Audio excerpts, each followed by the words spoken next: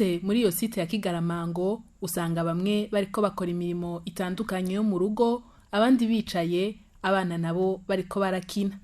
Igihe twahashika nk'igihe c'isaha 4 zo mu gatondo, bakitubonana amakaye n'amakaramu mu minwe, bose baje batugana bavuga ngo tubandike, bizeye ko bagiye kuronswa imfashanyo.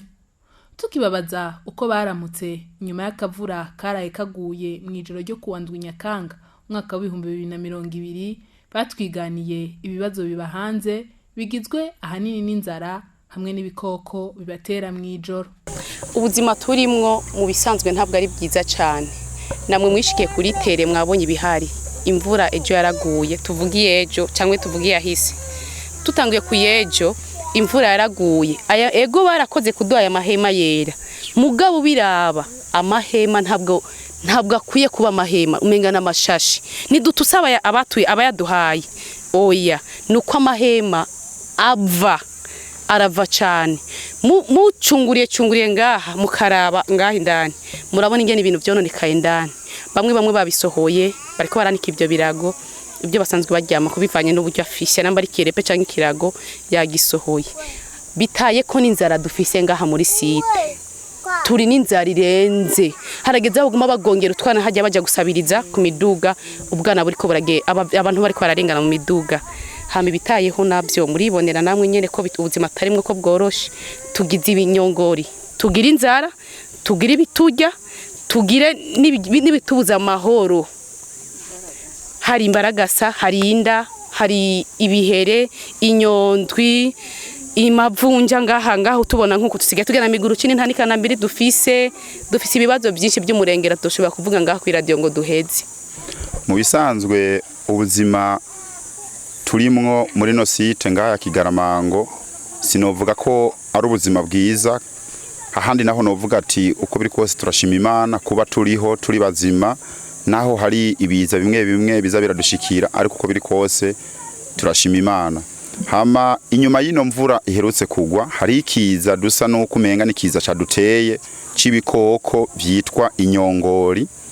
Ivyo bikoko byaduteye mu buzu hose, ushobora gusanga mu buzu biriko biranyagara.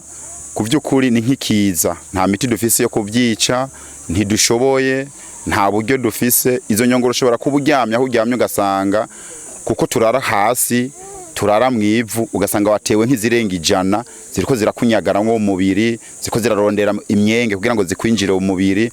Tukagerageza ubu turara tutaryamye kubw'ico kiza c'inyongori caduteye. Ingaruka mbi zimaze kwibonekeza nuko umaze kubona nk'umwana ari mu myaka 7 amaze kumira ari nko mwitiro, mwese mubamuryamye ukangaruka nk'umwana ari karaboroga ngo ndiko ndumva ikintu kiko kirangenda mwo mu mihogo. Urumva yuko ni ingaruka mbi ku buryo gishobora gushika muri estoma, gishobora kumutwara ubuzima, gishobora kumusinzikariza ubuzima. Umwe 2 3 bamaze kubibona byaciye bitera ikibazo muri site, kuko uwo muvyeyi yamaze kukibona mu mwana yamusimbanye kwa muganga, kandi kugera ubu nitirumva yuko ubuzima bwe bumeze neza, cyangwa nitirumva yuko kumbure hashobora kugaruka ingaruka mbi ku buzima bw'ico kibondo. Iyo miryango irenga 1300 yegeranirijwe muri site ya Kigaramango isaba gufashwa no gusubizwa mu zabo. Dusaba leta niwo muvyeyi nadutunganiriza ibyo abona ko bikenewe ku buzima bwacu. Turi mu magogwa, ntaco twifashije, ntaco dufungura, kuko n'imirima yaratwara twikorako, ntaco dufise. Dusabye ko ari ihema yoduka duha amahema akomeye, aha nyene tugasakaza amahema akomeye, cyangwa niba badusubiza mu gatumba tugasubirana amahema, kiramuna akajya gushinga gahema muhiri wiwe. Uko abana baguma bamira inyongori, ejo hari gihe azoyimira umuvyeyi ntayibone, ugasanga ya nyongori igikurira mu nda, izanye ingaruka mbi mu buzima bw'umwana. Ikintu nyamukuru ngaha muri no site dusaba nuko leta mvyeyi yo kwigenga ikaturondera hanini. Tumaze igihe kirekire tudafungura, turamaze nk'amezi arengane tudafungura, nta mugira neza turonka tuzanira n'ikintu na kimwe. Turi ngaho mu buzima nyene tubona yuko no butino ubuzima bugoye. Muri no buzima rero tubayemwo bugoye, ico dusaba umuvyeyi wacu by'ukuri nakoresha ingufu zose zishoboka adusubize aho twaje tuva, kuko ntituhanse turahakunda. Adusubizeho mu buryo abona ashoboye, nimba ari bisakazo yo turonsa, nimba ari hema ikomeye yo turonsa, akaduherekeza tugasubira mu mihana yacu tukaza gushinga iryo hema tukaza gushinga amabati. Ndikumana Jean-Marie ari mu baserukira abandi muri iyo site ya Kigaramango aremeza ivyabo banyagihugu bashikirije, akemeza ko abana batari bake bagoma baja kwivuza bariwe n'inyongori n'utundi dukoko. Abanyagihugu bo ngaha barashonje. Mu ncamake ikibazo ca mbere gihanze abanyagihugu bo ngaha n'inzara, kuko izindi site zose zaragaburiwe na PAM incuro nka zibiri canke imwe, ariko twebwe ntabwo PAM irigera itugerako n'umunsi wa rimwe. Urumva rero kuva bategwa ku kiringo c'amezi 3 inzara irahanze abantu ngaha. Utuza n'utwo kurya tudakwiye, harashobora kuza umunyagihugu yivoronse kaza afise nk'ibiro 200 canke 300, mu gihe hano hariho menage 1314 na zine. Umva utwo tuntu tuca tuba utuntu tutageze aho duhagaze. Muri ico gihe rero acaba imyedogo ku banyagihugu hirya no hino. Urabona ahantu site ya Kigaramango mu ncamake hari hasanzwe hari pole, kandi urabona ko twegereye n'amararo y'inka. Inyongori ziriho kandi murabona ko hari n'umucanga. Si inyongori gusa rero zidutera ngaha, n'inyondwe ziradutera, imbaragasa ziradutera, abana baragwaye amavunja.